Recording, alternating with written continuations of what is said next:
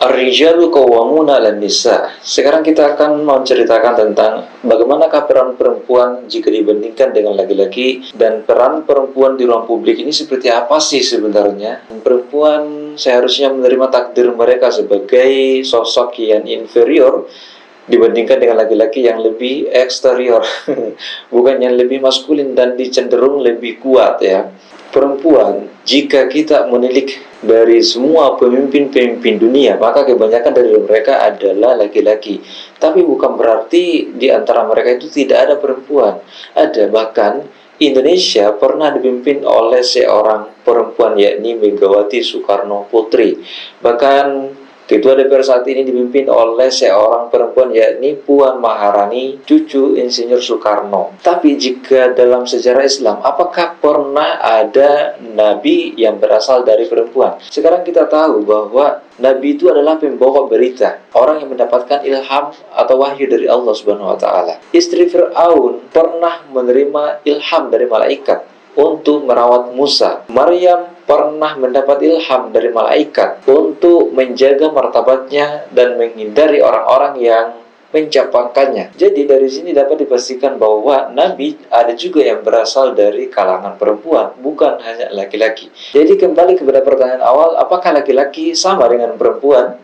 Tentu saja sama jika dibandingkan dengan perannya di ruang publik, karena pada hakikatnya perempuan dan laki-laki itu sama derajatnya. Yang membedakan antara laki-laki dan perempuan di sisi Allah Subhanahu wa taala yakni kualitas takwa yang dimiliki oleh seseorang tersebut. Dalam Quran, ar-rijalu qawwamuna 'alan nisa, jelas ayat itu adalah menceritakan bahwa laki-laki itu adalah pemimpin bagi perempuan. Tetapi dalam konteks apa? Ibadah-ibadah yang sudah pasti, misalnya seperti contoh dalam salat ada laki-laki dan perempuan, maka yang menjadi imam adalah laki-laki. Tidak boleh seorang perempuan mengimami sedangkan makmunnya ada laki-laki. Jika ada laki-laki dan ada laki-laki yang memiliki dua kepribadian, maka yang menjadi imam adalah laki-laki sejati itu. Dan adapun jika ada perempuan dan ada laki-laki yang memiliki dua kepribadian, tetap saja yang menjadi imam adalah laki-laki karena statusnya sebagai laki-laki dibandingkan dengan perempuan. Nah, dalam rumah tangga yang menjadi pemimpin adalah laki-laki, bukan perempuan. Tetapi perannya bisa digantikan oleh perempuan apabila laki-laki itu memiliki halangan yang tidak dapat diganggu ya, seperti sakit dan semacamnya. Jadi dari sini jelas bahwa laki-laki dan perempuan itu sama, karena dalam Islam pun laki-laki dan perempuan itu derajatnya sama, tidak dibedakan sama sekali. Tetapi jika timbul suatu pertanyaan, jika laki-laki itu memiliki penghasilan yang lebih rendah dibandingkan perempuan, apakah perempuan boleh menjadi pemimpin dalam keluarga atau tidak?